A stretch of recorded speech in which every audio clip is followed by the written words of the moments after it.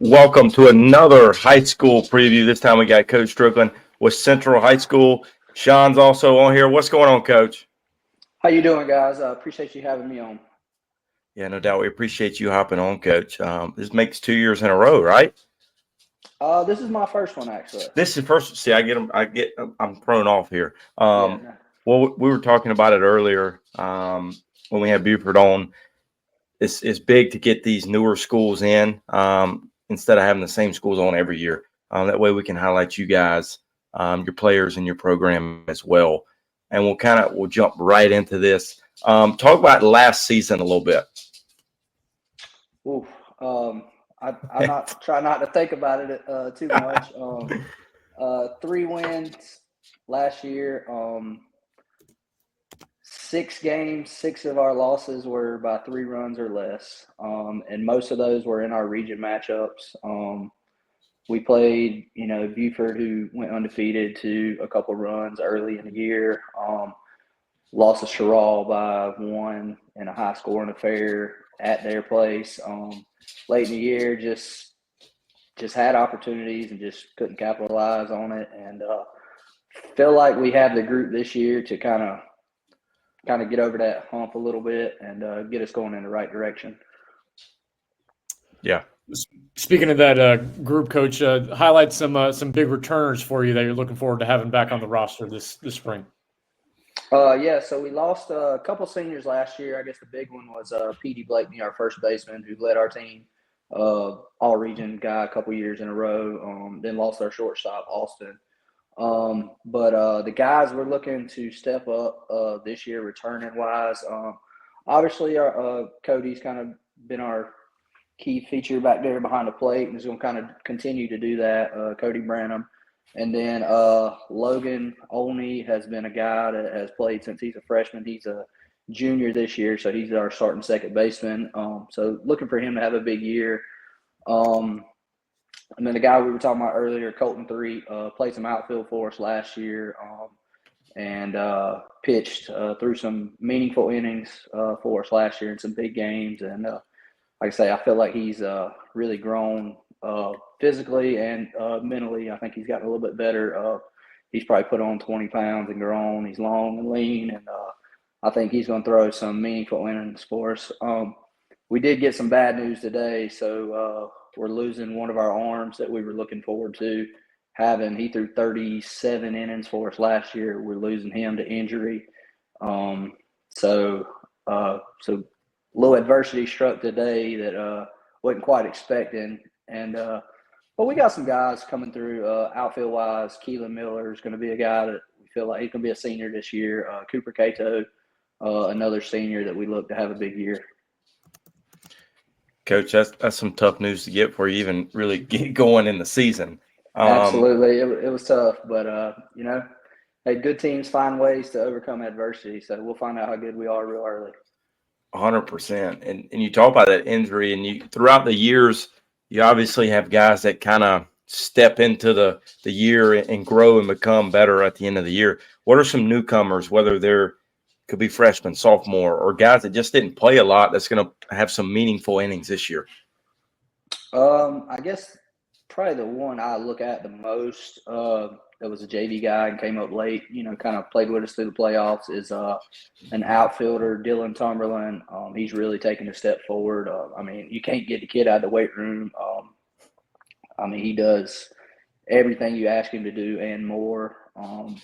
So Dylan Tumberland, I look for him to be a key feature for us this year in the outfield and in our lineup. And then a kid that's, I say he's a newcomer, but I'm thinking back, I was thinking about it, writing some notes down today. Cohen Phillips, he's going to be a freshman this year, but he actually had some meaningful innings as a seventh grader on varsity because of injury. And then we had to put Cody behind the plate because we had our starting catcher go down with an injury in a preseason tournament.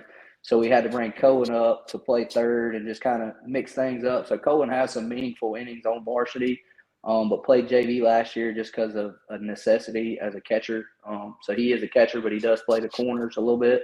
So really looking for a big year from Cohen. Swings the bat really, really well. Really mature, big kid.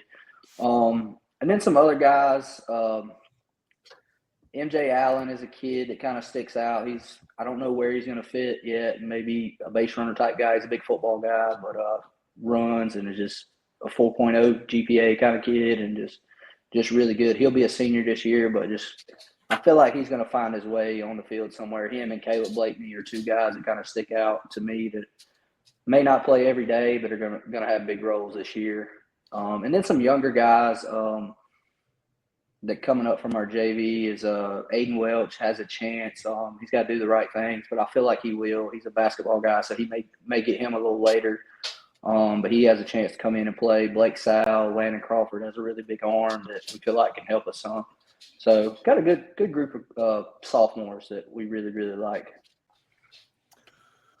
Coach, yeah, going off of that, good to hear got a good group younger guys coming up, and obviously as they grow and get more mature, you're going to have a lot more some strong schedule going on going forward and stuff like that. So wondering what based off of last year, obviously not exactly what you guys were looking for all the way through, what if you wanted to set some expectations going into your season and region play, what would that be for your squad this year?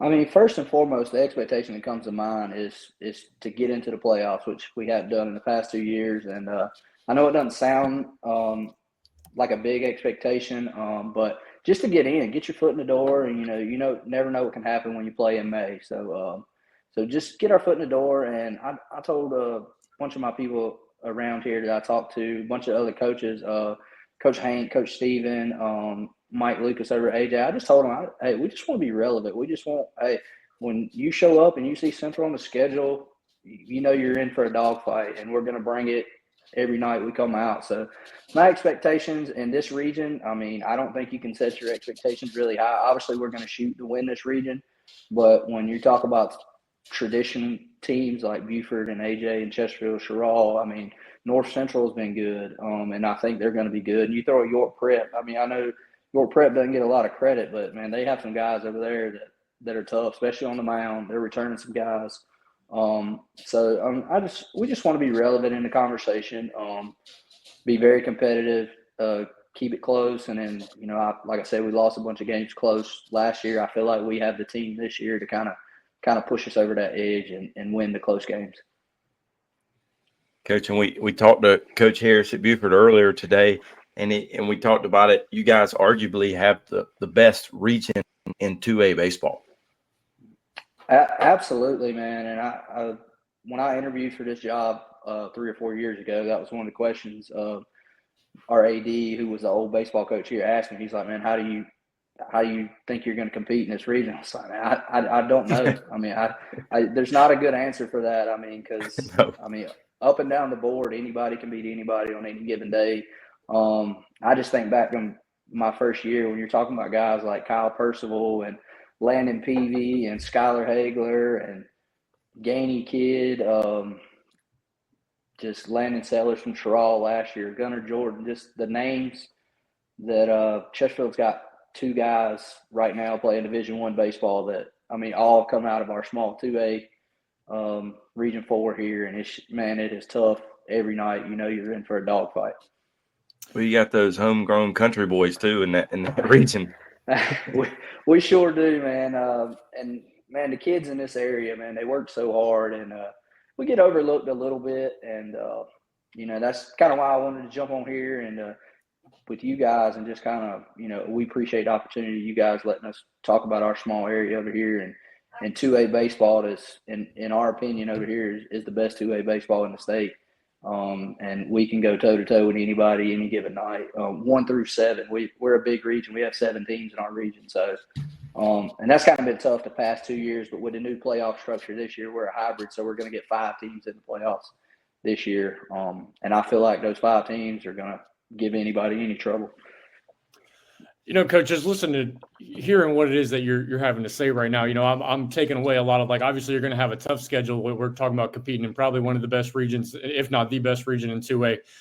Just kind of for setting the groundwork for your program altogether as the years go by and getting these younger kids, up there and playing varsity and playing against these high level guys. Talk about how that can really set a precedent for a program playing these really tough teams with a younger group. And even if you don't have a ton of success at first, facing the adversity like you're talking about and being able to go through that together as a team. And just talk more to that.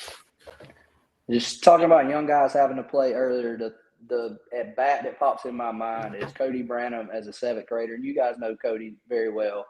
And AJ's beating us pretty big, and Coach Lucas comes over there and he's like, "Hey man, I'm sorry, but Percival's got to get a pen today. It's his bullpen day."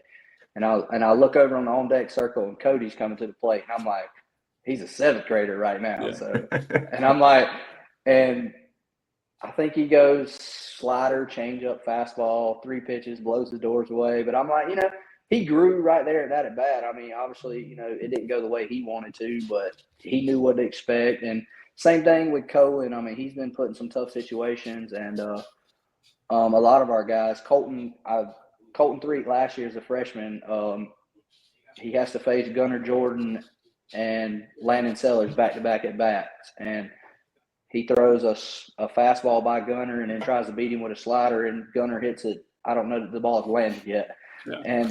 And then in his next at bat, he faces Landon Sellers and strikes him out. So, I mean, just those guys. We're going to start. Let's see. I'm thinking. Let's see. Cody, Cohen.